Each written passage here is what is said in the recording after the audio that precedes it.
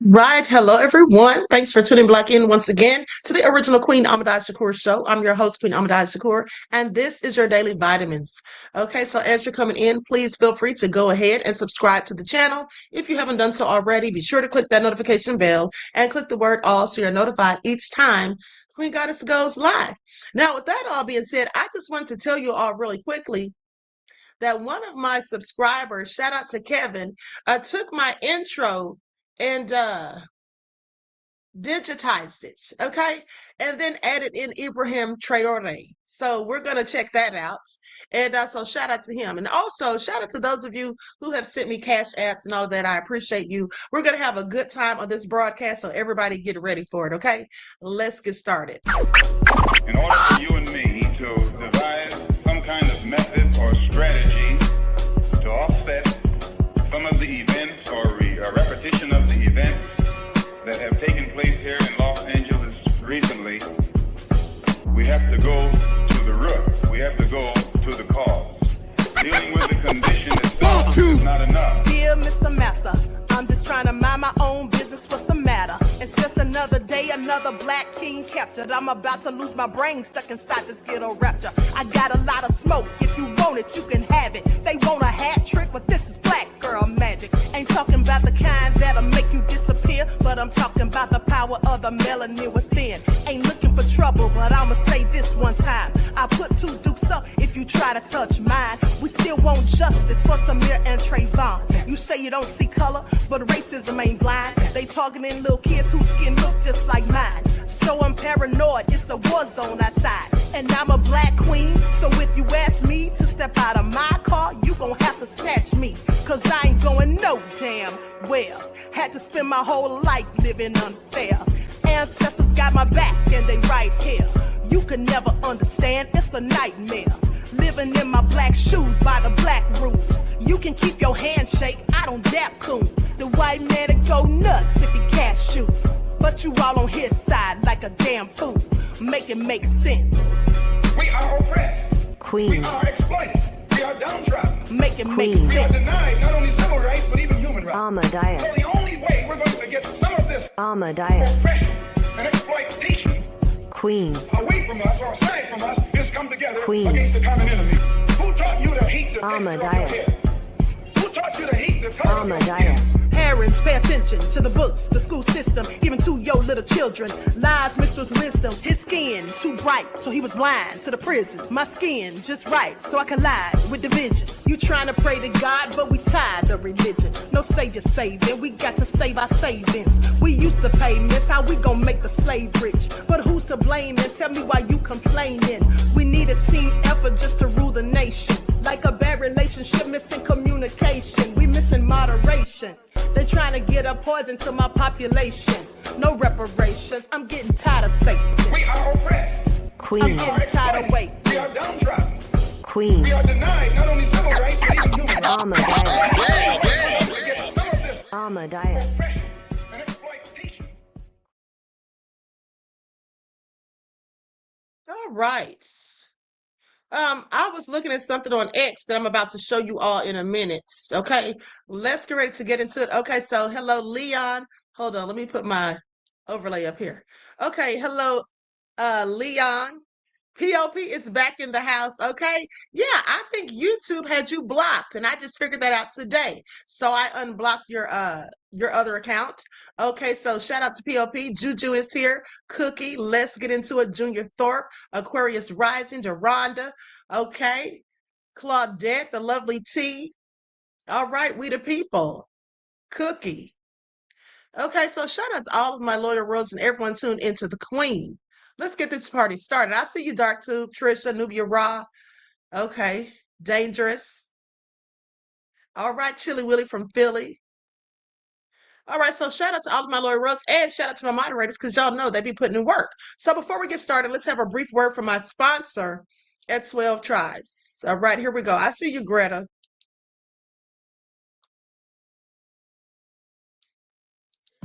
Do not buy 12 Tribes on Earth hair growth oil and hair magic elixir unless you want super healthy, gorgeous hair that grows. They have a whole line of amazing hair growth products, including hair growth leave-in conditioner spray, hair growth shampoo, hair growth spray, and hair growth butter. I'm starting to sense a theme here.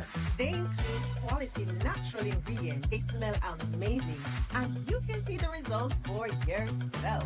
So if you're looking for healthy hair growth for your natural or relaxed hair, try 12 Tribes on Earth today.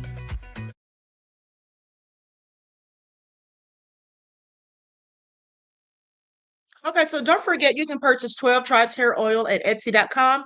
Just look for Lisa Crafts. You can also find it at Walmart.com. And don't forget that she also sells beard oil. Okay, so let's get ready to get into these receipts. Now, before we do, let's go to my X account. Let's go to my X account because there's some things that I retweeted on there that I want you all to see. Hey, DJ Big Six. Now check this out. And I find this interesting. The first thing I thought about when I saw this was, do you all remember some years ago, and I'm sure the ladies remember, but a few years ago, probably about 6, maybe 7, there was a white woman. I can't remember her name, but she's one of BB's people, according to her last name. I do remember that. But she came out with what she claimed was something she created. In fact, this is something that Black people have been wearing for literally decades. Okay, we all know that we wear silk bonnets and we sleep in them, and everybody knows that because they see some of y'all outside with them on your heads while you're doing regular everyday errands, right? Now, with that all been said, this lady came out with a silk bonnet. She was charging $99 for it and acting as though she came up with this whole idea. But this is something that we have always done. We created it. But here's the thing. Now this African woman is saying that some man who doesn't look like her actually copied a natural toothbrush that they've been using for decades. Now, is anyone surprised? Because I'm not. Let's talk about it. She says white people have rebranded African stick toothbrush as their own innovation. They call you primitive, then steal your culture. Well, no lies detected. Check this out. Never thought I'd see the day. As a child of immigrants, I never thought I'd see the day where people gentrified chewing sticks. But here we are. I'm scrolling through Prime Day deals and this pops up. A natural toothbrush. Immediately I said to myself, what could a natural toothbrush be? I took a look further, and what they're marketing as a natural toothbrush is a freaking chewing stick. Is why my dad hasn't been to the dentist since he came to America in the 80s, because this man has been using a chewing stick. This is not a natural toothbrush. It is a chewing stick. That's not my dad, by the way, but that's neither here nor there. White people, westernized people, gentrifying and selling back to y'all traditional African, Asian, Black and brown practices must be stopped. It must be stopped. Someone on Etsy right now is selling this natural toothbrush for $42. At the African store down the street, this thing is $3 for a bundle. Like, what are we talking about here? Jesus. And that's exactly what they do. That's exactly what they do. Don't create, just steal. Okay? It's nothing new. We've seen it time and time again. And like I said, that lady was selling those silk bonnets for $99. Please, you can get them for at least $10. Okay, maybe even less in some places. But anyway, I digress. Now let's talk about the freaks of the weeks, the usual suspects. So a married couple has been charged with child trafficking, rape, and aggravated sodomy with an F. Okay, and here they are right here. David Rutherford, 60, and Heather Rutherford, 43, were arrested after an investigation into the ongoing rape of a child. When both adults in a home are involved in trafficking and raping a child or children, it shows how dangerous it can get when they have children alone all to themselves. Okay, a shame. Such a shame. They look like MAGA, if you ask me. Now, here we have this man who's a former bishop charged with abusing minors decades ago, and he's just getting caught. 76-year-old Michael Delaire Morris. Well, he was actually already caught years ago, but I'm just saying, they're just now finding out that he was a whole bishop. 76-year-old Michael Delaire Morris, a former LDS bishop at a Church of Jesus Christ of Latter-day Saints, no less, congregation in Livermore, California, was arrested and charged with 18 felony counts of sexual assault and lewd acts with children. Wait a second. So he did this decades ago, and he is just getting caught. I misread it because I thought when I first glanced that he did this decades ago and then became a bishop and nobody knew. Okay, so look at him. Freak. Looks like MAGA to me. Now, this lady right here, this Karen, she couldn't just mind her own business. She saw this Mexican guy walking his dog, minding his own business. But true to Karen form, she had to start harassing him and then try to act as though he was harassing her. I mean, you see this all the time, and it's only going to get worse while Trump's in office and Republicans are in charge. Mexican dog. Hey, God bless you. Nasty Mexican dog. God bless you, lady. Nasty Mexican dog. Don't God bless me, you. nasty Mexican God bless dog. you, lady. God bless you. Mexican dog. Keep following me and I'll call the Nasty. I'm cops not on you. following you. You following me, God dog. bless you, lady. You're God bless Now, how is he following her when it's obvious that she's lagging behind him? following me, dog. God You're bless you. following me, dog. God bless you, lady. God bless you. No, don't. God bless you, Fuck lady. off. Jesus loves you. God bless you.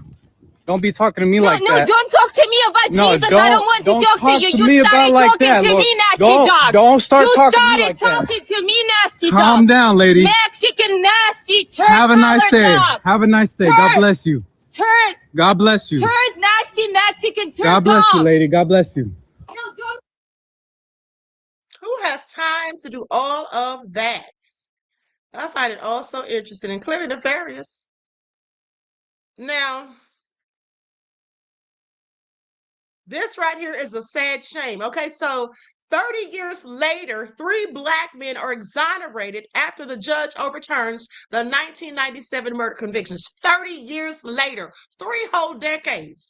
Now, Black men are wrongly convicted at a higher rate and are exonerated at an astonishing 7 to 8 times more than white counterparts. Well, this is nothing new, and I've known this forever because I've told you all that I did my capstone review in college about this, and I actually showed it to you all. So this is nothing new. But these people, some of them, these MAGA types, want to play the victim and act as though they're the ones that are so oppressed and everybody's coming against them. Please make it all make sense. 3 men convicted in the 1997 North Philadelphia murder and jailed for decades since will now walk free.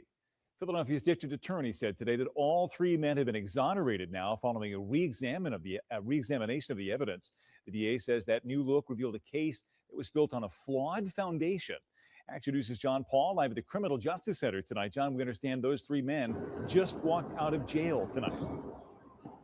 Yeah, Brian, 2 of the 3 men walked free in the last 10 minutes. They were being housed up at SCI Phoenix in Skippack. I've been told they were just released, but we are still waiting on that 3rd person. There seems to be maybe a miscommunication going on right now. That's happening in Chester. But right here where I'm standing, the district attorney was here earlier today to talk with the judge. During this case, the judge sided and said, hey, these 3 men should be exonerated because this trial was flawed. I'm saying they were robbed of a fair trial and their conviction has no integrity. After nearly 30 years behind bars, these 3 men will walk free tonight after their murder convictions were thrown out in court. Today, District Attorney Larry Krasner spoke outside the Criminal Justice Center after a judge granted the exonerations of Jermel Schuler, Rashid Smith, and Mark Brittingham. You cannot keep people in jail forever who were robbed of a fair trial. They were convicted in the murder of 73-year-old Essie Mae Thomas on North Judson Street in North Philadelphia in 1997. She was found beaten and stabbed to death in her apartment. The 3 men were sentenced to life in prison.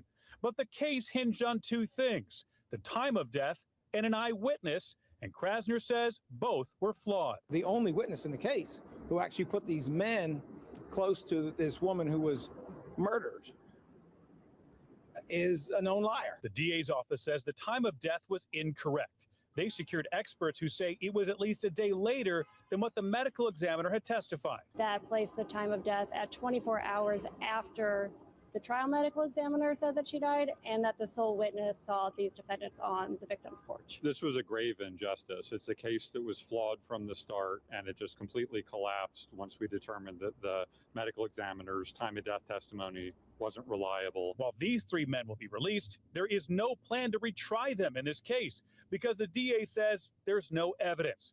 So the murder case of S.E. May Thomas remains open. We cannot forget that there's also a family out there now that have had this traumatic event reopen.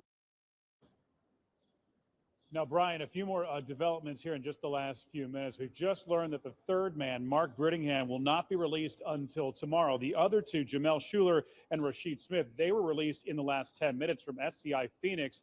But for some reason at SCI Chester, there was a miscommunication, maybe some paperwork mishap. So that will take place tomorrow. Now, one other thing to note is that because of Pennsylvania law, they are not due any compensation for the years they spent in prison. We're live tonight outside the convention, the Criminal Justice Center. John Paul, Channel 6 Action News. Brian? All those years in prison, and for one of them, one more night. John, thank you. No compensation. Do you all hear it? No compensation after all those years. Okay, yeah, we need to start GoFundMes when they have things like this happen. These sorts of nefarious miscarriages of justice. Okay? Now here you have Little Miss Nasty, woman accused of R-wording her bully dog, okay, XL bully dog, while on 4 separate bail orders. Stephanie Watson, 35, a webcam model from Lanark, is accused of bestiality. Isn't that something? And look how lovely she is. I mean, she's a pretty lady. I mean, but disgusting nonetheless. Now you have to ask yourself, what in the world is wrong with people? This is all so sick. But let me continue. Police were alerted after members of the public reported multiple videos circulating on social media. The footage is said to show Watson committing S-acts. She did this on social media? Must have been OnlyFans, including full you-know-what, and oral you-know-what with a dog while wearing a pink crop top. Child, this is all sick.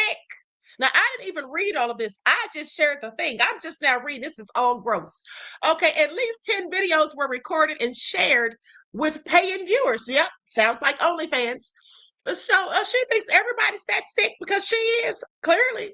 In 2019, Watson avoided prison after using stolen credit cards to fund a $7,000 designer vajayjay surgery. She has also been convicted of further credit card fraud, drinking and driving, dangerous driving, and assault. Watson did not appear at court on Tuesday. Her lawyer requested more time for instructions, and the case was continued without a plea until next month. I mean, this is all sick. Okay? This is MAGA for you. Pay attention. Now, these people right here, this is a very sad story. Okay? This woman right here is a mother who caught her husband cheated, and wait till you find out what she did. Worst case scenario. Well, out here tonight, I've seen a lot of news crews, as you can imagine. It's been pretty quiet out here. Now that we're getting into the nighttime, families are stopping by to play some stuff on this memorial. I haven't seen too many neighbors come out. I was able to knock on some doors, but this horrific situation has completely rocked this neighborhood, and you can tell just by how quiet it is. The memorial I mentioned still continuing to grow behind me. There was a family, I don't know if you were able to catch them. They dropped off some balloons and some more flowers. I want to zoom in here though. Right before this 8 o'clock newscast, you see this photo right here. It's a picture of a little girl and a little boy. That was a family that dropped off this photo. Really, really heartbreaking to see all of this unfolding, especially here in this community, in this neighborhood. Now, people close to the family confirm that this is 38-year-old Andrea Davis and her 2 children, 18-month-old Ann Dolan and 10-year-old Austin. Andrea is accused of shooting and killing them both before turning the gun on herself inside their Phoenix home near 48th Avenue and Paradise Lane early this morning. Police say Andrea texted Nolan, the father, that she would hurt their children and sent a photo of one of the children bleeding. Now, I'm standing just a few houses away from where it happened. Once police were able to take down the tape, I had a chance to try to knock on some doors. One couple cautiously opened their door. They live fairly close to that home, and they say they've seen the kids outside before and just cannot wrap their head around why or how a parent would do this. Things had to be really bad for a mother to kill her children. That's the only thing I can think of. I mean, I can't imagine a mother killing their own children. You guys have never seen the kids or the boys? I saw the mom with the little one out sometimes when she'd get into a car and go places, but you don't know them. And they're renters or something.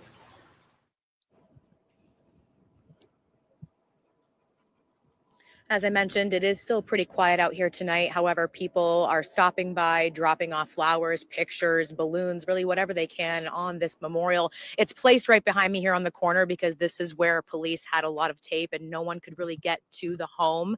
Obviously, the tape is down now. I have been in direct communication with family members and, I'm not really sure if they're going to even want to continue to talk tonight. Understandably so. There's no pressure there, but obviously we've been in contact with them and they know that the community is here for them.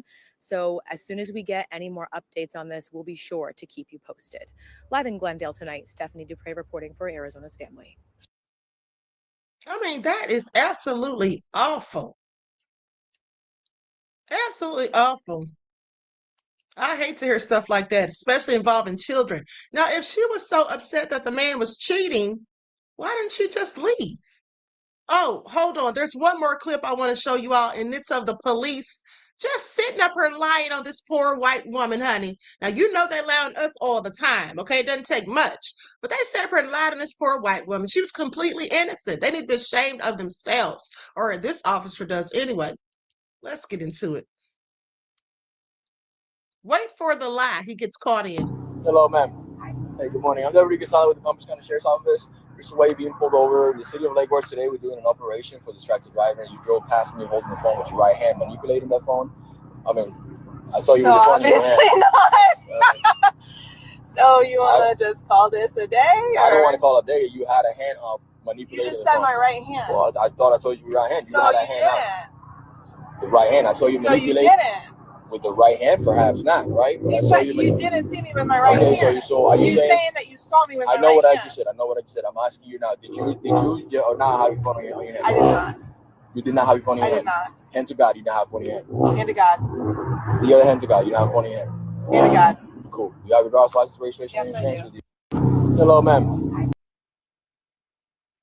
sitting up there flat out lying. The woman didn't even have a right hand.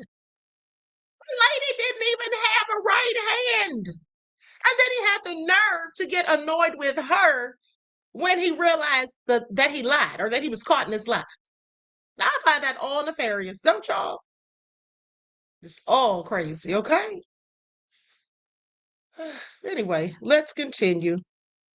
Now, let's go to this lady. Shout out to her, to the good white folk who will be exposing the nefarious ones, because this lady she talks about the things that they say about us behind our backs when there's none of us around, which we already know that, but it's always good to see them telling on the others. Okay, and then after you watch this video, there's another video that's going to come up, and it basically shows a baby Karen in the making. Okay, I thought it was appropriate to go along with this video. Let's get into it. The video of that white professor talking about black people is exactly how white people are when there aren't people of color around. If you haven't seen it, this white woman could be heard in the middle of a Zoom meeting interrupting because her mic was not muted. She said things like, these kids are too dumb to know that they're in a bad school, or that's how it is with black people. You teach them to sit at the back of the bus. Eventually, I guess they fall in line, basically saying that if you can break down black people's confidence enough, they won't even try to fight back. While she has since come out saying, oh, I was actually trying to explain systemic racism to my child, I know for a fact that this is not true. And the reason is, like I said at the start of the video, this is how white people talk about black people or brown people when it's just white people, when they're in the comfort of their own homes. I have literally heard it. It is a very consistent pattern among white people. Also, if you were explaining systemic racism to your child, you would not use it that way. You would not explain it in those terms. You would focus on an empathetic approach about how society tries to break down black individuals. But the way she said it was definitely not that way. Let me know what you think, and you should go watch the video yourself. Hi, if you actually want to get conservatives to change their beliefs, you need to weaponize their emotions. I say this as someone who was both raised MAGA and studied psychology as an undergrad at Brown. Conservatives have larger amygdalas, which means they are more responsive to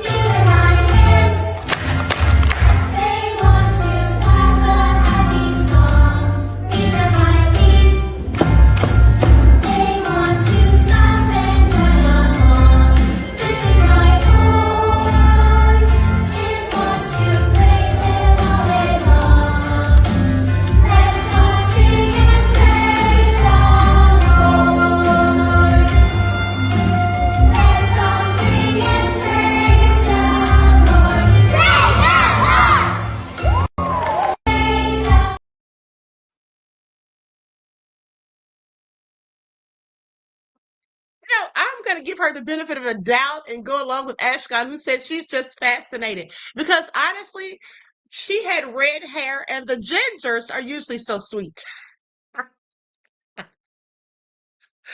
Okay, Alice said Becky with the red hair. Okay. I think she was mesmerized. Okay, I think she was. Now, with that all being said, let's continue because there seems to be a problem, a bit of controversy surrounding the lovely and beautiful and fabulously talented Naomi Osaka. Let's get into it. Let's get into it. Okay, because what they're not going to do is try to go in on Naomi. Four-time Grand Slam champion Naomi Osaka. Okay, she responds to social media critics who took issue with a private dinner that she hosted for Black tennis players and stars in Paris. Now, that all being said, I mean, they were mad, if you ask me. So Naomi Osaka is letting the internet know that she has absolutely zero regrets about getting together with her peers. The 28-year-old tennis star found herself at the center of some serious social media noise after hosting a private dinner for Black tennis players in Paris ahead of the 2026 French Open. But she's standing her ground, standing 10 toes down, okay?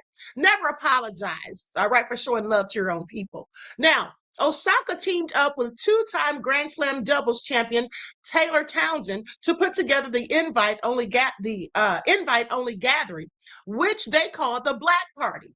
Okay, now the link up took place at the Soho House in Paris, and the guest list included big names such as reigning French Open women's champion Coco Gauff, I hope I said her name right, Gael Monfils, Asia Muhammad, and Chris Eubanks. Now, everyone showed up in their best Black outfits for a candlelit night of good food, laughs, and shared stories. Now, are they mad because she called it a Black party? Because everyone wore Black.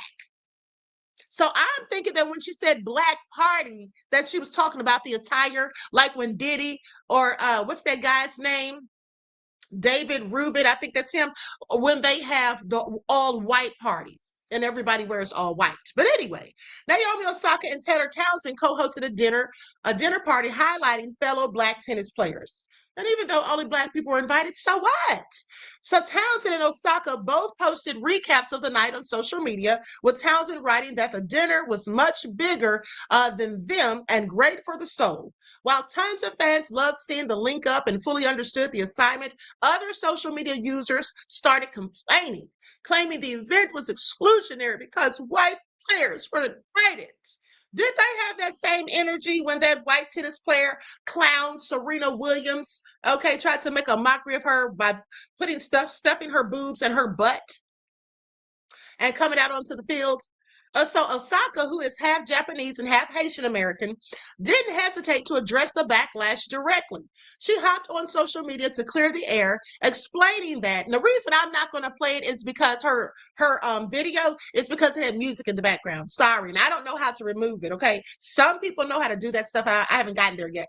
So anyway, explaining that growing up in a largely white sport like tennis can feel incredibly isolating when you don't see many people who look like you. She also flipped the script on her critics, pointing out that all white dinners and events happen all the time without anyone batting an eye. She asked why a group of people of color getting together causes so much discomfort for other people. Osaka also shared a personal note, mentioning that she grew up watching her dad face discrimination and even having the police called on him at tennis courts. She made it clear that while there are plenty of things she might apologize for in life, celebrating Black identity and how far these athletes have come will never be one of them. Shout out to Naomi, okay? Townsend echoed those thoughts, saying that because tennis is such an isolating individual sport, it is important to break that mold, support one another away from the courts, and build real friendships. Now, even with online critics, a massive wave of fans rallied behind Osaka and the rest of the players, creating a space to support one another. Osaka, who returned to the sport in 2024 after welcoming her daughter, is keeping her focus on the I'm sorry, I'm not wearing my glasses. Okay, keeping her focus on the clay courts as the Roland Garros tournament continues this week. Let me tell you all something. Do you all remember that time when Naomi was being interviewed after one of her matches? And then the reporter brought up her Korean ancestry and called her a Korean. And she said, I'm also half Haitian. My father is Haitian. Just to let her know, don't try to throw away her Black side, but see, that's what they want. Okay, that's what they want. I want y'all to pay attention because the hate is so real. Now let's go to what some TikTokers had to say.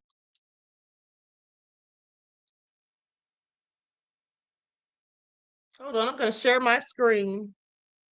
Honey, these people are too much, but I'm going to show you some of their hypocrisy after this. And I know you all know about it, but I just want to show you how they have a whole lot of nerve to be saying anything, okay, at all. They did the same thing in 20, I want to say it was 2016, when they had an all-black Black Lives Matter party. Now, we know that they never cared about Black lives, and we know that there was a big controversy, and they even started talking about all lives matter, white lives matter, blue lives matter. There's no such thing as a blue life. Okay, just say cops lives matter. That would have made more sense, but they wanted to throw in a color because of Black lives, I guess. But at the end of the day, they don't even care or never celebrated Black lives. So why would you want to be invited to a Black Lives dinner party? Like, make that make sense. It's just the idea. It's the entitlement of it. It's the idea that they're not invited.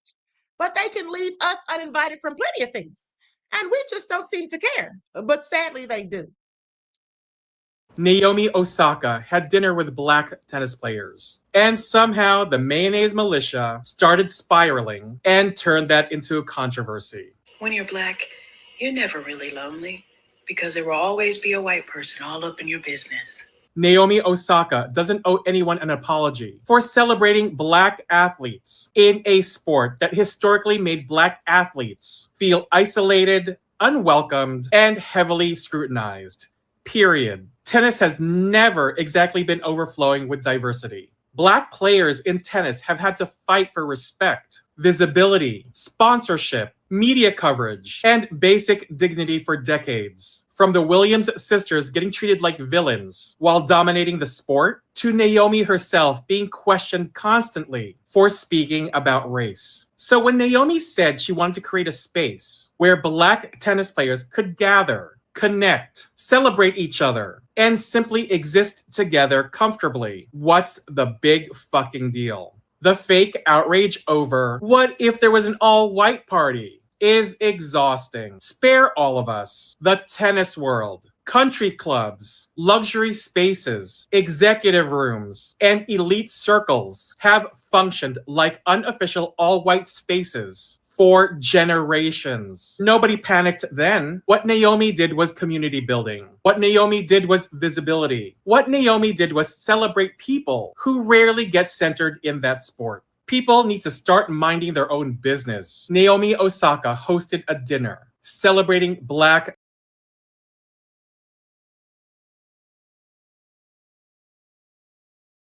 Okay, I was also trying to find Kevin Hart, what he had to say on the Breakfast Club, because I want you all to hear that as well. Okay, because he's definitely nothing like Naomi Osaka.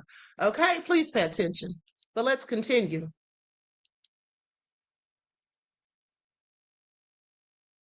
I mean, the hate is so real, and the entitlement is too. And they know darn well they don't even like us. That's why they're complaining. Because the real white folk, the white folk who don't go out here hating on us, they don't even have a problem with it. It's always the racist ones. But if you're racist and you don't like us, why in the world would you think you're supposed to be invited? It just goes to show that they just are so obsessed with us and they just have this sense of entitlement. Okay, like we wouldn't come anyway, but you should have invited us. How can you see this picture and be outraged? How can you have an issue with people just throwing a party and just having fun amongst themselves? Who the f is that pissing off? So Naomi Osaka and Taylor Townsend hosted this like dinner party for their friends who are also famous Black tennis players. And apparently this is like pissed off a lot of people. The f y'all mad about? One of the comments, it has got like 356 likes on it from a Black woman, says that makes me uncomfortable. What if it was reversed? Shit has been reversed for 400 years. The f are you talk about? Here's another one down here. It says, why don't we just see ourselves as equal and take the color out of it and celebrate human achievements? I don't know where to start with you. How do we take the color out of it when the first thing that the world has taught us that they see first when they see us is color? You know that bullshit tired take that you hear some really stupid people say, which is, I don't see color? That's literally the worst thing you could possibly say. How about maybe And let me say this. You see, when it comes to us, we're always supposed to cater to them. And all of a sudden, when it comes to us, it's, oh, let's not talk about color. Let's not make this about race. I don't see color.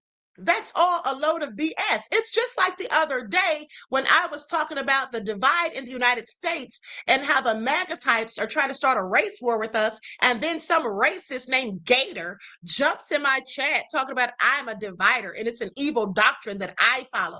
Literally trying to flip the script. I'm sorry, but everyone knows, with everyone that has sense that is, knows that Black people are the most accepting of all people. I don't care what anyone says. Okay, we don't care what race you are. We don't care. If you're cool with us, then we're cool with you. Okay, we're not going to pick on you. We're not going to harass you. We're not going to come and tell you you have to get out of certain spaces. We're not going to be preoccupied, worried about what you're doing and why you're doing it. And if you have your ID and do you really live here? We don't do those things.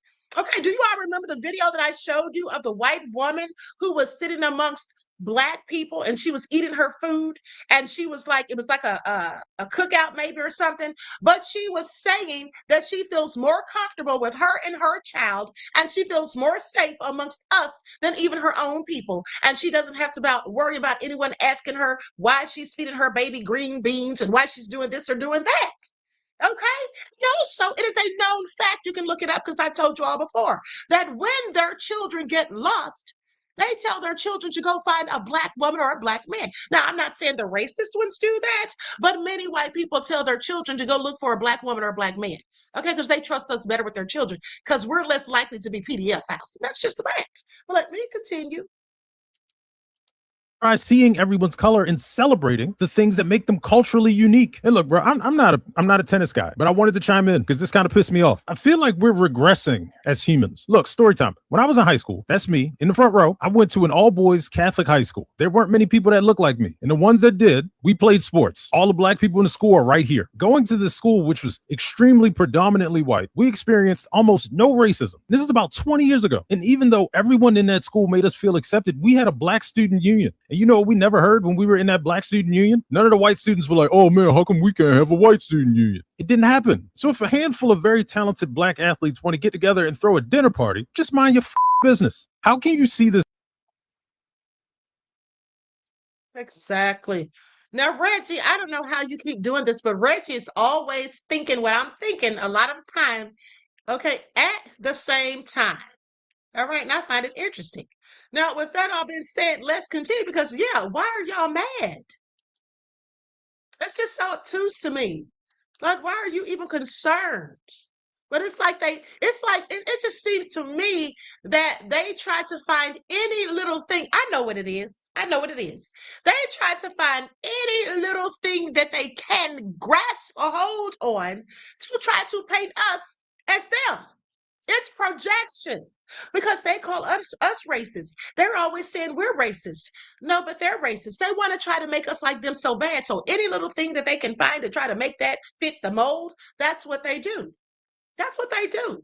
But the world could never view us as them because it's just not the fact. Osaka co-hosted a Black party alongside Taylor Townsend, uniting Black players competing at Roland Garros this year. Coco Gauff, Gael Monfils, Asia Muhammad, and Chris Eubanks were in attendance. And Naomi made a note app message on Instagram, essentially saying that there's a camaraderie among Black players and that seeing them all exist in this predominantly white space of professional tennis is a win in itself. It seemed pretty self-explanatory to me. And word to Jay-Z and Kanye, we're in Paris. Like, I love to see it. It really wasn't much to it. But unfortunately, people just changed something that was pure, innocent fun into drama. Quite a few critics actually accused Naomi of being exclusionary and even racist. I saw a number of people saying, what if there was an all-white party? And Osaka responded to such critics on Threads saying, I can only speak from my experiences in my own life. Growing up as a tennis player, I didn't see many people that look like me. And I feel like it's important. Fast forward that part because we already heard it. This dinner. We live in a society where critical thinking. Naomi Osaka co-hosted a Black that's men's or women's team. And I don't care what race you are, it's not easy being the only one of something. And yes, I attended a PWI, but even at some historically Black colleges and universities, Black players are outnumbered. My nearest HBCU, Norfolk State, has 0 Black guys on the men's tennis roster. To me, this Black party doesn't require an explanation if you're remotely aware of just basic human history. And history isn't always pleasant to confront, but trying to erase it only puts a Band-Aid over how deeply it continues to shape the world we live in today. Honestly, I wish Naomi didn't do any further explaining because people find issues with any little thing nowadays. If you get it, you get it. You don't, you don't. I'm really glad that she did say something because she stood 10 toes down because I really think they thought they were going to get her to apologize or come out, oh, I'm so sorry. I wasn't trying to be racist. That's what they wanted, but that's what they didn't get. And I'm so glad that she did say something. Okay, it's okay to speak up for yourself at the end of the day. And here's a brief video clip of them. They all look so nice, and I'm glad they had a good time. Honey, stop hating. Leave Black people alone. I mean, it's not that hard to do, is it? I'm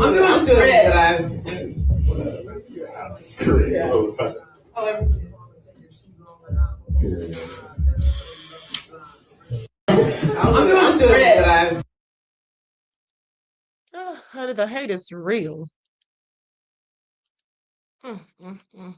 So what do you all think about it? What do you all think about it? I just find it so sad that, the same people who had Jim Crow laws and segregation, like, make it all make sense. It makes no sense. That's the problem. There are multiple things I will apologize for in my life, but celebrating being Black and appreciating who we are will never be something I would consider saying sorry for. Thanks. Actually, I lied. I am sorry. I'm sorry for the people who cannot comprehend in their brains that this is not about exclusion. This is a celebration about how far we have come. Notice in her statement, she talks about her father who had cops called on him at a tennis court, right?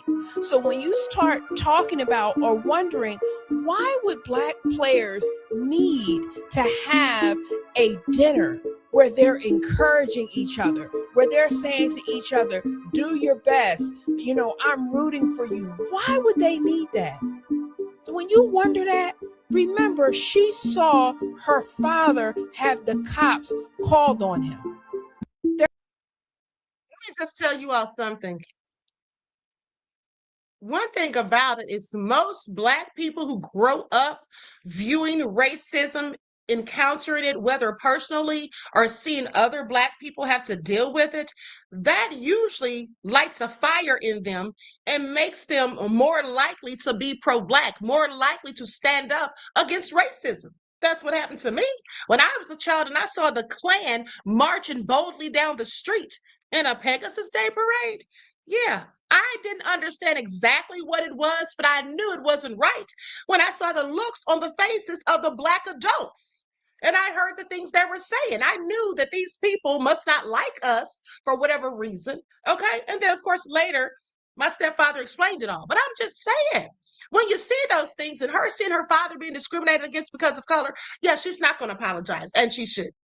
Okay, I'm proud of her. They can miss us with it. But hold on. Let's go to this little devil who's clearly racist. And because she doesn't like what Naomi did, she had so much to say about Black people. Oh, now we're all ghetto. We don't have fathers in the homes and all of that. Sad fact of the matter for her is that most Black families absolutely do have the father in the home. And most Black men absolutely do take care of their children. Okay, that's the stereotype that they put out. Hood prom and hood baby showers and all of these hood things exist is because the Black community does not put enough emphasis on having a father in the home. In a sport where Black players have constantly dealt with racism, harassment, and isolation to some extent.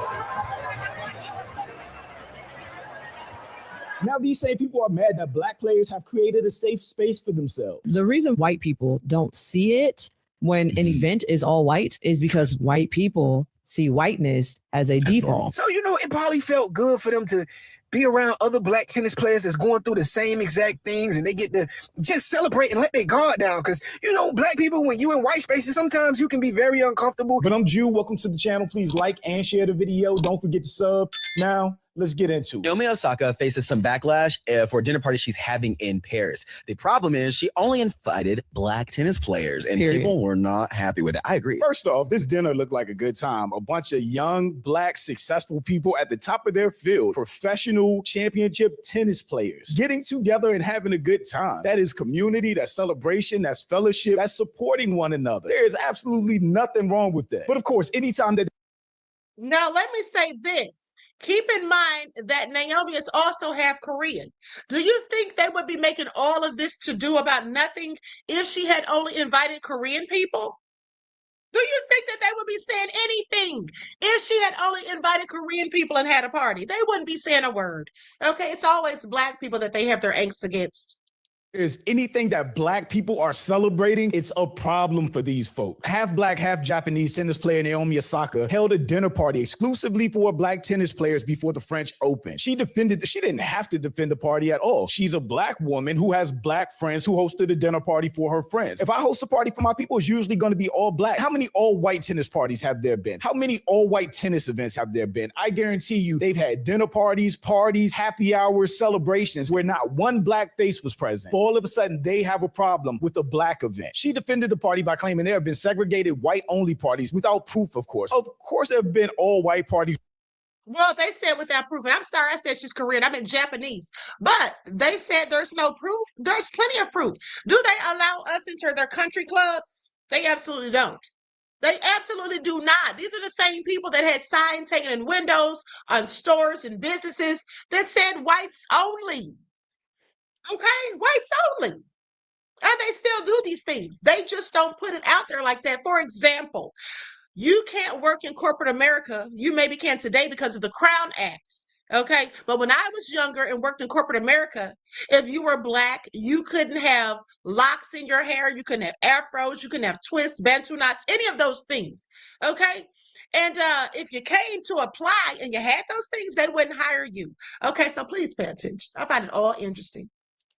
Where Black people weren't present. I'm sure that's the default in tennis, with Black tennis players making up less than 9%. This woman is insufferable. That's crazy. She didn't do anything to be insufferable, but she responded to the backlash that she was receiving from these people. You know, I'm seeing a little bit of, why can't you love everyone for all skin tones? And what if someone had an all-white party? That's such a dumb thing to say. I remember this argument when it came to BET. What if white people had an all-white channel or all-white stations? That's every other station that's not BET. There might be a Black feature or a Black face here or there, but just about every other channel was predominantly white, unless we're talking about like a Latino channel or something like that. A lot of those shows from the early 90s, 2000s were predominantly white. Black people know the shows we had growing up. Fresh Prince, Martin, In the House with LL Cool J, Family Matters. We had some shows, but they were black shows for us. There really weren't black people in other shows like that. First of all, I do love everyone for who they are, no matter their race and ethnicity. I'm literally half Japanese. I can only speak from experiences in my own life, though. Growing up as a tennis player, I didn't see many people that look like me, and I feel like that's important to celebrate them. Not only that, the criticism that black players usually face and the things that they have to contend against is a completely unique experience to black tennis players. For instance, people didn't like how aggressive Serena was or how loud Venus and Serena were when they celebrated. Meanwhile, white players would never get that criticism. The reason why.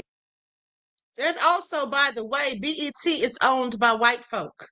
Okay, it's owned by white folk. And it was previously before Tyler Perry purchased it, but now it's back in the hands and the ownership of white folk. It's owned by Paramount Skydance Corporation, who is owned by white folk. Okay?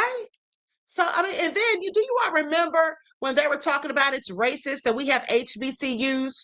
Do they not realize that black people had to have HBCUs because they wouldn't let us go and attend to their universities? What about Brown versus the Board of Education? They didn't even want us in their schools. It's like so crazy, but hold on.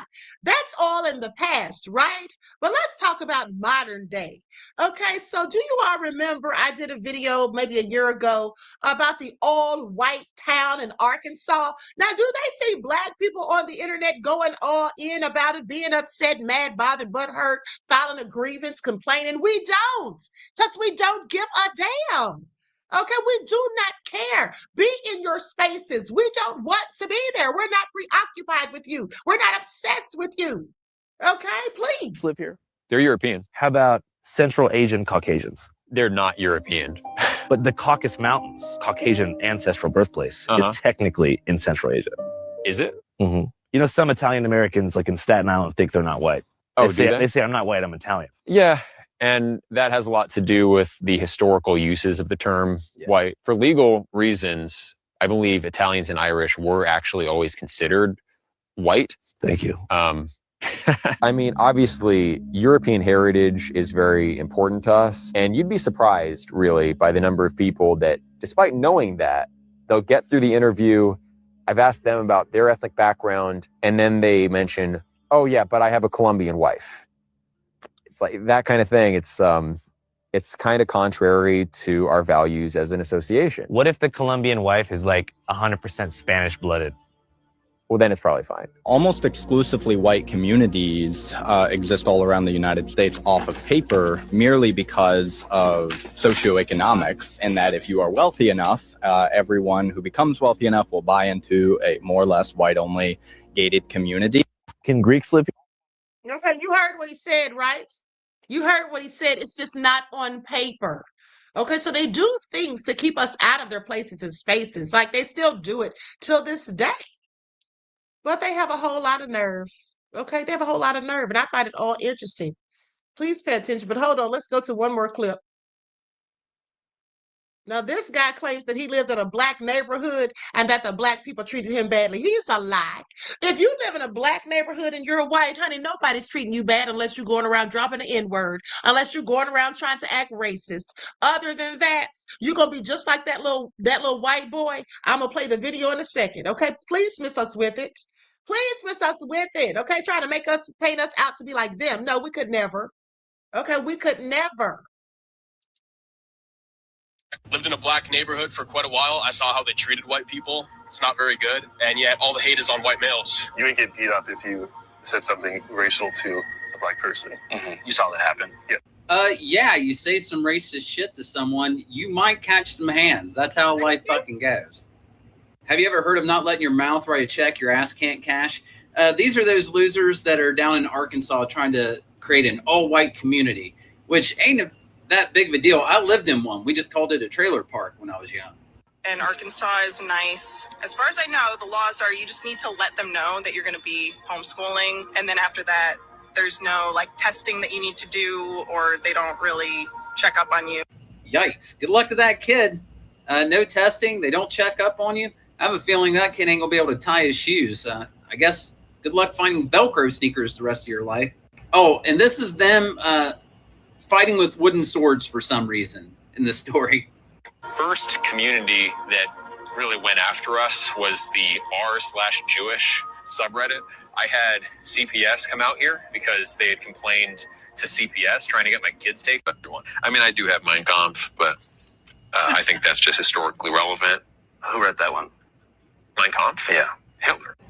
There's nothing else to say about that part. I have no comment on that last part. I think it speaks for itself. Either. But at the end of the day, you see who he said came calling CPS on them. It wasn't black folks, because we don't give a darn. Okay, but hold on. Now, when white people grow up in our neighborhoods, this is what happens to them. They don't get beat up. Now, you say something racist, you will. Yeah, that's how it goes. Okay, but hold on. Let me find that clip.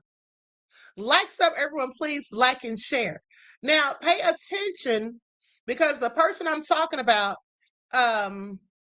is on the last clip. Oh, damn it. I deleted it. Anyway, I accidentally deleted it. Never mind. Okay, but so anyway, let's talk about the little boy who went knocking on these people's door asking for something to eat because he smelled that they were grilling barbecue. All right, now this has the internet divided. You all let me know what you think. Here we go. And I'm going to have there's different clips of people giving their thoughts and views on it.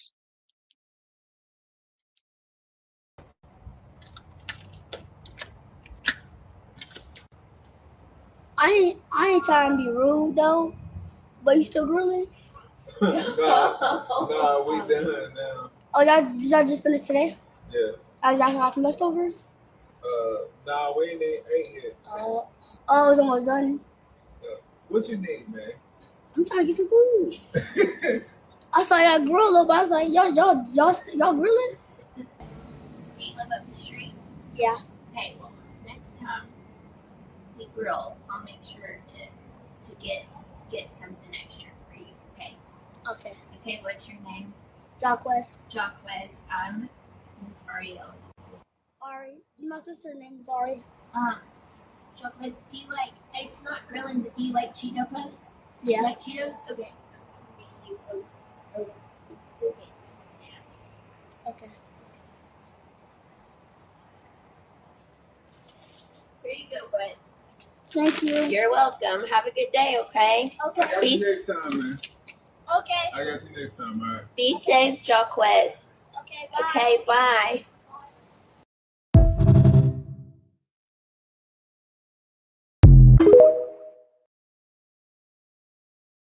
Listen, every good deed that you do does not need to be plastered all over the internet. And especially if it includes a minor. I just watched this video of this young man who went up to, I guess, his neighbor's house. He said that he smelled them barbecue, and so he decided to go over there and ask them if he can get a plate. Now, the interaction went very well. I don't think that anything with the interaction went bad. He asked if they had food, and they said no, they had ran out. And a lot of people were in the comments saying, oh, if this was a child that came to my door, we feed them, we give them food. They gave him a closed bag of chips. So everybody was seeing that as a problem. Like, y'all should have went back there and made that baby a plate. Now, y'all do not know whether or not they had extra food to give. Y'all cannot just assume that people just have extra food to give. That lady, or whoever it was that answered the door, they went and gave him a closed bag of chips. Now, my big thing is, why the hell did you feel the need to plaster that young boy all over the internet? Why did you feel like putting that on the internet was even a good idea? This is a minor that we are talking about. We are not talking about a grown-ass man coming to knock on your door and ask for some food. Or, I guess, a homeless person, because y'all got a real bad habit of putting homeless people on the internet. This is a little boy. Y'all made it seem like this little boy basically was hungry, probably didn't have food at home, came to y'all house and asked for some food. I just don't see the purpose in doing that. Like, I don't know if y'all felt like y'all did a good deed or some shit and y'all wanted the recognition for it, but everything does not need to go on the internet, especially some. That's exactly what they thought. Okay, that's exactly what they thought. And here's the thing. First of all, yeah, we don't know if they had enough, but you can make it enough. Okay, if a kid comes to my door and I've only made food for the people in the house, I will still give that child something to eat. Let me tell you something, because that's what I was taught growing up. Okay, And especially, I mean, if somebody's hungry, you feed them, no matter who it is. Okay, they could be black, they could be white, they could be Asian, whoever. But if you're hungry, you feed them. And that's just what I was always taught. I'm not going to let you starve. And here's the thing, too. She said that they had run out of food. They told them they ran out of food. No, they didn't. He asked if they had any leftovers, and the man said they had not even eaten yet. Okay, please miss me with it. Somebody's child. Because if that was my child, y'all would have been hearing me at the door. I just don't see the purpose in uploading this shit on the internet. What did you guys think that y'all was going to get out of this? Now, for me, I do believe in feeding kids because you never know who is going hungry at home. But the little boy did look very healthy. And I think they did the right thing by giving him a closed bag of chips, because I'm not going to be dealing with somebody's child if they come back sick from the food that they didn't eat. They wanted nothing to do with that, and I don't blame them for that. But y'all stop saying that they were wrong because they didn't offer that child a plate. If that child would have got sick, then they would have been at fault. They gave. First of all they had to do, everybody has a phone. They could have said, "Where's your parents? Can I give me your number, I'll call your mom." Okay, please miss me with it later. There's no excuse. The little Let's child continue. a bag of chips. The only thing they did wrong was just putting it on the internet. That was it. They shouldn't have did that. But y'all also got to tell y'all kids to stop walking up to people's houses, because this could have turned out very... Okay, ma'am. If I knew her video was so long, I wouldn't have played it. But let's go on to this next person.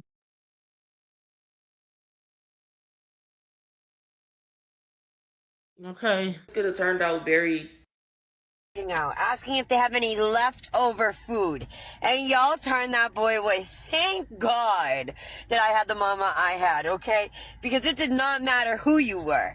Literally did not matter when I was a child or as an adult. But if you were hungry, you were eating. If you had nowhere to go on the holidays, you came to my house. Not just my friends, but my boyfriend's friends as well. Not just people I knew. I mean, I met a veteran at Cumberland Farms, and I made him Thanksgiving dinner for 3 years straight, okay? Not my cooked food, my mother's cooked food. So to this day, would I ever turn down somebody for food? Hell no. I don't give a fuck what weight they were. I don't care what they look like. Like, it would never matter to me. You're eating. Kid, adult, it doesn't matter. Not everybody has the privilege of having food. Do people not realize that today? That not everybody has money to eat anything, okay? And just because the boy isn't the size that you should think he should be, if he's hungry, that means jack shit, just a heads up. Because there are times that I am... Listen, just do better. And then to post him and yourself not feeding the child. What is wrong with you? Not everything is content. Not everything is motherfucking content. Because you look like an asshole. Okay? Do better. Do better by your community of people around you. Because I can tell you this. When shit hits the fan, and it will, it's happening. We've been around it. Like, we've been watching the downfall of our country for however long. You're going to want your neighbors to have your back, and you're going to have your neighbors' back. So just do fucking better. So let me say this too, for those of you who may agree with what she said. When she said maybe they didn't have enough, here's the thing. Who grills food and doesn't have enough? I mean, you may not have enough to feed multiple people, but you mean to tell me somebody's going to put food on the grill and they don't even have an extra plate sit down somewhere? We all do. When we barbecue, we cook a whole lot. Okay, that's why you take the time to put it on the grill. Sit down somewhere. Let me get this right. A child come to a front door, okay, and ask a neighbor, are they still grilling? Because he's hungry. He wants some food. And the girlfriend, or whoever she is, she decides to give him a bag of chips and send him on his way. Not even a bottle of water, just a bag of chips. My thing is this. What happened to us? And why do we have to record everything? Clearly that child was hungry. He was hungry. And what if God sent him to your door to ask you for something to eat and you turned him around? What is wrong with people? Why do we have to record everything? Why do we record people at their lowest moments and put that type of shit on the internet? I say we find him. I say that we send some food to his house. I say that we bless him with something. Because clearly in that video, you can see that that child was hungry. How could you turn anybody around from being hungry? And even if he wasn't hungry, kids smell barbecue, they want some. Let me tell you all a quick story about my grandmother. May she rest in peace. My grandmother was a lovely lady. She was one of the sweetest people I ever knew.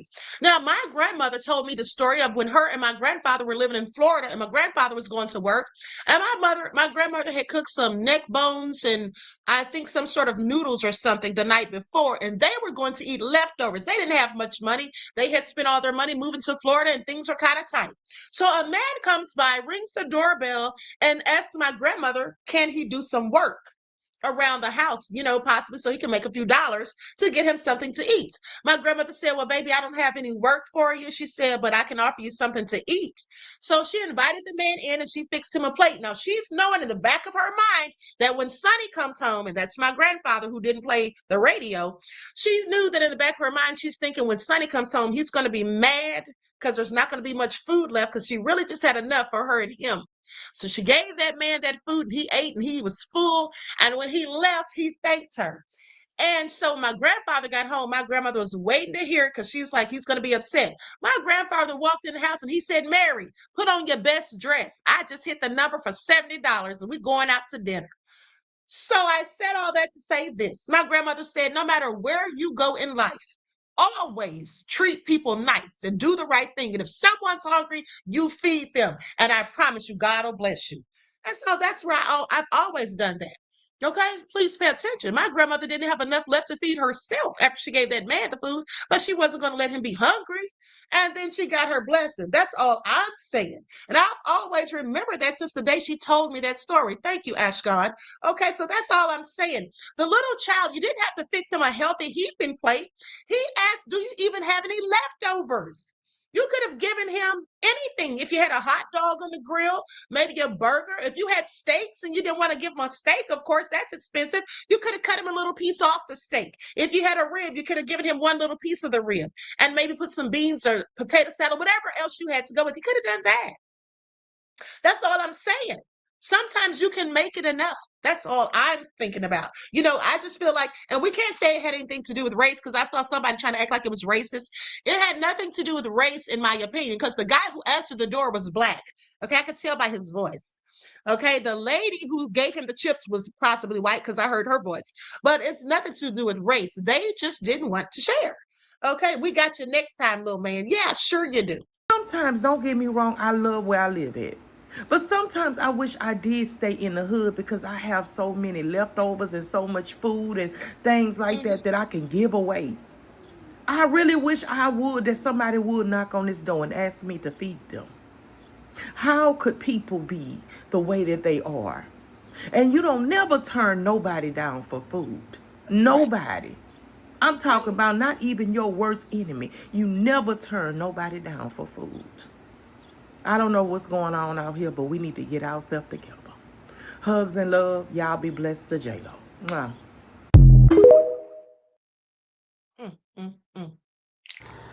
And to them grown-ass adults that recorded that little boy and posted it because he was asking if y'all were having a barbecue and if y'all were done cooking. Y'all posted, and you know what? This generation is so fucked up because, let me tell you something. I grew up with a grandmother that a crackhead could knock on that door and say, Miss Hill, I'm hungry. Wait right here. Do you know what the fuck they did? They waited on that front porch. Me and my cousins outside playing. They not bothering nobody. This is a crackhead. Okay? A crackhead. My grandmother would go in that motherfucking house, make a sandwich, bring some chips, something to drink, sit down and eat. Or they pack it off and eat. Or if my granny had cooked something, they gonna get that. That is a fucking child. And you can hear the child kind of like, I want to play. Like the motherfucker is hungry. Y'all know these motherfucking kids don't eat. Y'all couldn't wrap that boy up 2 motherfucking hot dogs in a bag of chips and send him on his motherfucking way with a bottle of water too? Y'all too high and mighty. The internet shit gotta stop. Posting that shit for clicks and views, that is a goddamn child. That little boy was clearly goddamn hungry. And y'all didn't have 2 hot dogs, a bag of chips, and a bottle of fucking water. But I bet you it was 7 bottles of Don Julio, multiple sides, and a whole bunch of motherfucking meat. Now, no, that little boy is not y'all responsibility, but good goddamn. At what point do we look after our own? That little boy knock on the wrong door, somebody gonna take him. That little boy knock on the wrong door, somebody gonna call CPS. Y'all had the opportunity to do the right thing, feed that little boy, send him home, and have a good night's rest. Because who knows when the last time his motherfucking ass ate. Now, some kids are just fucking greedy. You could have gave him a hot dog, a bag of chips, and a bottle of water. But y'all posted the shit on social media. It didn't go the way that y'all thought. And y'all laughing and kikiing. I hope it ain't never a day that you hungry and you need somebody to fucking feed you. That's a goddamn child. Y'all suck. Them kids next door caught me off guard today, let me tell you. I'm outside grilling, throwing down. Don't come up to me talking about can they have something hungry? Can they have dinner at my house? The fuck was I gonna say no? One thing about me, any motherfucking child around me is gonna be well fed, okay? I ain't have enough ribs for all of their ass though. So none of the kids got any. My oldest did, but she ain't eat that shit in nobody's face. I would've had enough, but I ain't know I was cooking for all these extra kids. But another thing about me, I'm gonna figure that shit out and make it do what it do. Yeah, I fed them, but I'm also a little nosy, so you know I asked some questions. I definitely asked if they was fed today. One of them talking about they had eggs. One said he ain't eat all day. And the third one ain't say shit at all. But at least now I know they fed, you know? Hey, you can't make a motherfucker do nothing. I don't know what the fuck they got going on. If kids is approaching me, telling me they hungry and asking me to feed them, baby, that's exactly what I'm gonna do. They all got a juice box with their food, as well as an ice cream sandwich when they was done. And as always, you already know everything was good as hell. Not to toot my own horn or anything, but toot motherfucker. Baby, I know I be doing my shit. Sorry, but I'd hate to be a bitch who ain't know how to cook. Bye, y'all. Okay. So with that all being said, you see how she fed all those kids? Because they smelled her barbecuing just like the little boy did. Now that video had nothing to do with this one. That video is actually from 2024. But I thought it was befitting for the occasion. Ashkan said, "Is that a narrator?" Yes, she was she did like a voiceover. She was just talking about what she did when the kids came there to eat. Okay, there was a bunch of them. She said they didn't get no ribs because she didn't have enough. She said her daughter got some, but she didn't eat it in nobody's face. Let me tell you all something. True story. You know, my sons, when they were little, they used to go to my friend Rita. They called her Miss Rita. That's even what I had to call her, okay? She's only like 7 years older. But anyway, Miss Rita would keep my sons. And so Miss Rita kept other people's children as well. She literally had an in-home daycare. Okay, so now sometimes my kids would want special food. Miss Rita would fix breakfast, lunch, and dinner if the kids were there late enough. But however, sometimes my sons would want something different. So they would call me and say, "Oh, Ma, can you bring us Wendy's? Can you bring us McDonald's?" So I would call Miss Rita and ask her, "Miss Rita, how many kids are at the house?" And she would tell me there might be 10 kids. There was usually no more than about 6 to 10. But I would buy McDonald's for all of them, because I don't want my children sitting there eating McDonald's or Wendy's and these other kids don't have it. Because, of course, Miss Rita's going to feed them regardless. But if they see them with fast food, they're going to want it too. So I would always take enough for all of them. Okay, that's just what I do. And it doesn't take much to do it. I mean, if you can't afford that, that's fine. But just tell your kids they have to wait till they get home to eat that. Eat whatever Miss Rita's cooking is what I would have done. But I always did that. So some people just don't think about others. And I really think that they posted that video for clout chasing. They probably thought they did something giving him those chips. Okay, please sit down somewhere. They should have posted the video without asking the parents in the first place. Now, that's just my opinion. Now, hold on, because I have the video that I was going to show you all. Remember when I was telling you all about white people who grew up in the hood? Yeah, we're not mean to them.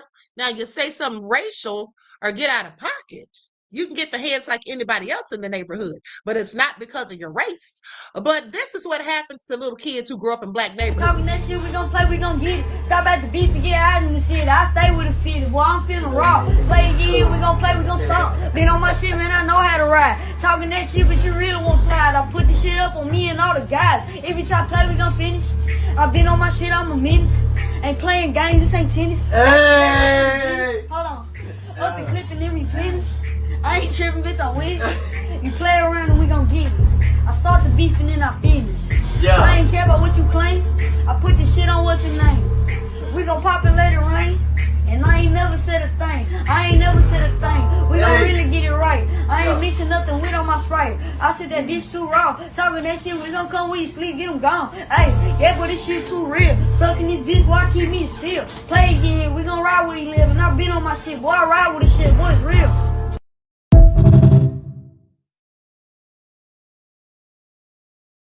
I absolutely love it. Ashkan said, he said, hold on, exactly. That's how you know he's real with his ish.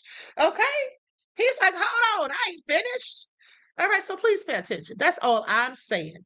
Okay, that's all I'm saying. Because we welcome everybody. Okay, we welcome everybody. We're the most accepting people. We don't, hate on people or treat people bad because they're not one of us.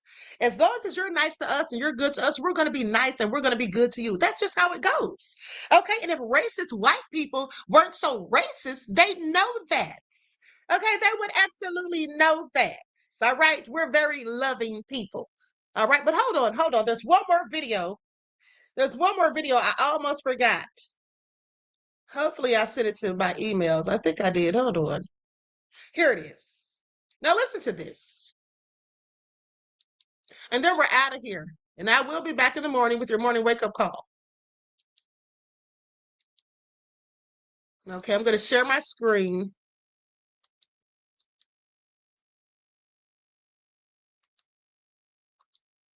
Somebody else noticed that you can be 100% black, but you could never be 100% white. When I say black, I just mean Homo sapien. I just mean human. Black people, African people, are the only people in the world, in the entire world, that are 100% Homo sapiens, never mixed with any Neanderthal blood.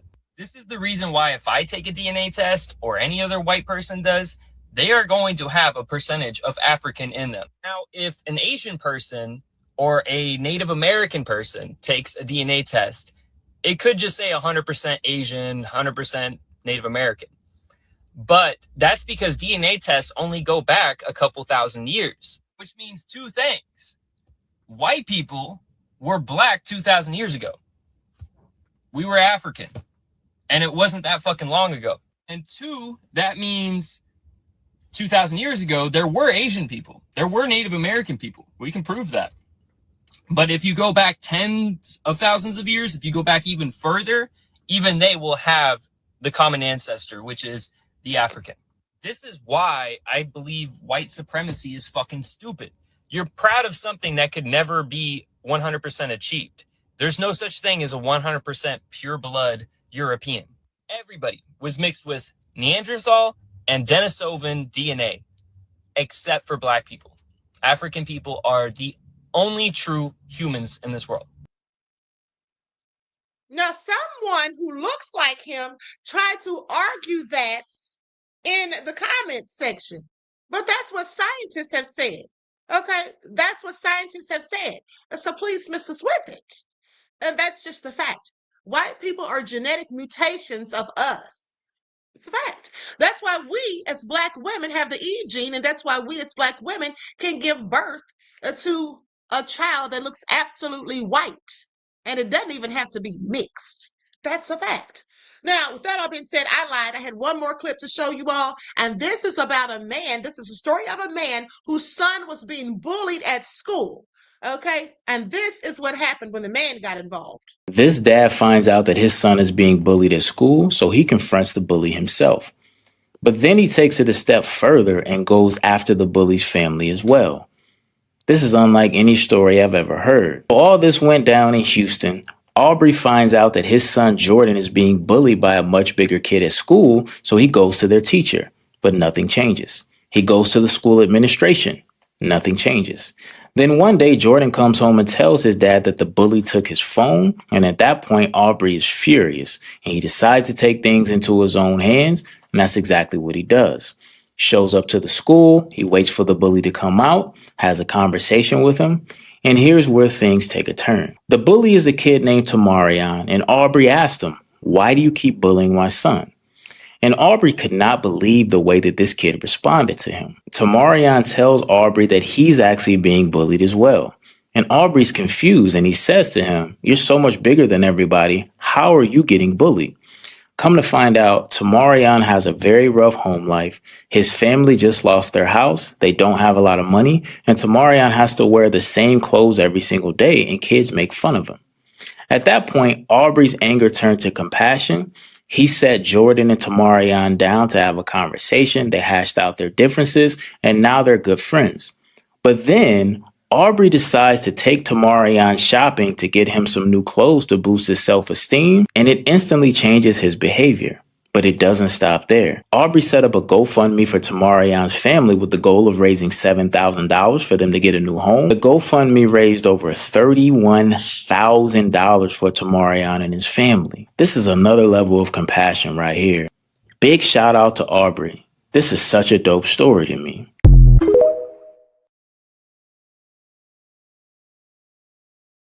I absolutely agree. I think that was a dope story as well. Okay. Absolutely loved it. Now, hold on, because there's one more thing I forgot to tell you guys. I know I keep saying it, but I forgot to show you all this. This black lady had something to say about the all white town.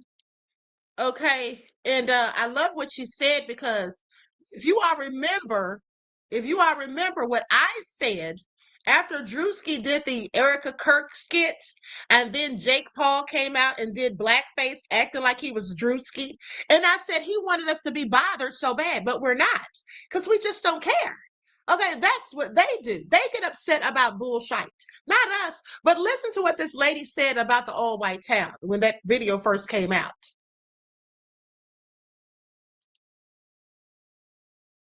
Reggie said, "I can do it all night, could do the queen all night." Thank you, beloved. Only town in Arkansas. Black folks ain't mad, and you're mad, we not mad. So there's a brand new whites only town in Arkansas, and the gag is black people don't even care. Now, I've seen the comments. Aren't black people upset?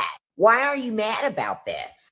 We gonna clear this up right now. Nobody's upset, poo-poo. See, the one thing black people ain't gonna do is lose sleep over other people that want to create a safe space for themselves. Build your own little town, plant a flag, that's fine. Hang a welcome sign, whatever makes you feel good.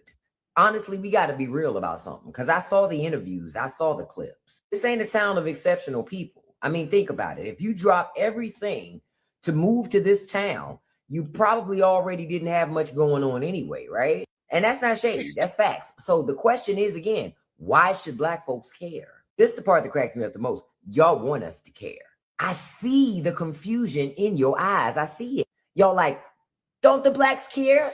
Don't they want to be where we are? Nah. We just want to make sure when we build our communities, we're not cheated out of the things that we're supposed to have. That's all we care about, boo. And it's wild because history has shown as soon as black people do build their own thriving spaces, what happened? Some of your people roll up and burn the whole thing down. But we're supposed to believe now y'all just want to be left alone. Child, I'm going to tell you what really gave it away for me, though. The fact that they ran to the media. That's not privacy, y'all. That's desperation. Numbers must be low. If you got to beg the evening news to let them know that you exist, waitlist my ass. See, if black folks were building their town, the media would be the last people that we want to know about it.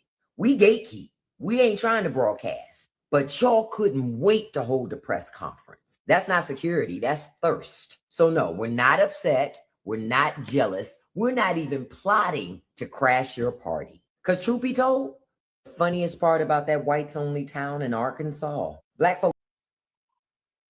They're really mad because we're not mad.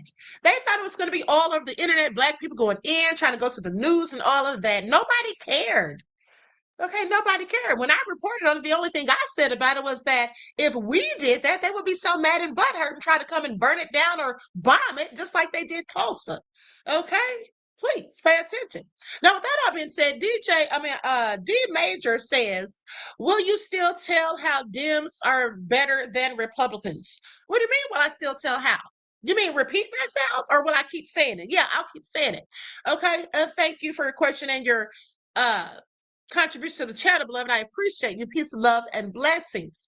Now, wouldn't it be just like D Major to try to be messy at the end of this lovely, heart-filled, and cheerful broadcast? We'll get back into the nefariousness tomorrow.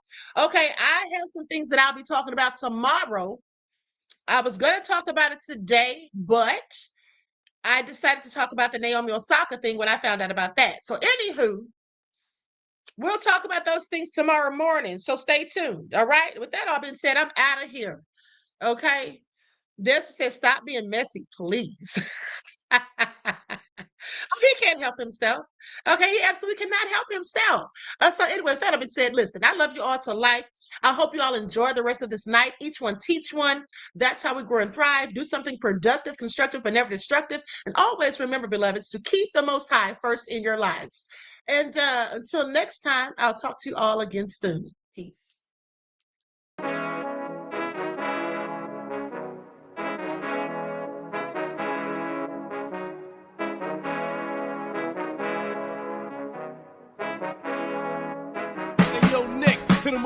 Gold all in my skin, God all in my blood, kings all in my circle. You touch one of mine and you're done. They show no love for the queen. Why you hating on me? Is it cause I'm free and I got Malcolm X in my jeans? I got dreams like King Luther, shed blood like Kunsa. You ain't helping my people, I ain't got nothing to say to ya. I want all the smoke like hookah. Talking reparations, America won't be great until they give us compensation. I'm like, I'm the hottest right now. See a bunch of lames out here trying to jock on my style. They be doing too much. I'm the queen, it's too easy. It's like they all at Popeyes, how they be talking so greasy. I just sit back and laugh while these haters get madder. So nefarious how they don't want my pockets with cheddar. I tell them they can do better. These snakes in the grass can leave a bite on your ass, cause y'all be trusting too fast. I got my foot on the gas, other one on they necks. Dropping receipts on haters, you better show some respect. I'm never facing regrets, we only facing the threats. Running through every challenge like a relay, break no sweat. It's a cold game, so I got that blanket with me.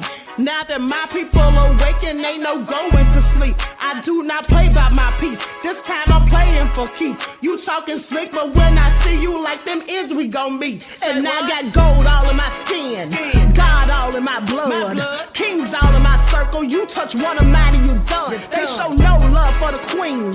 Why they hating on me?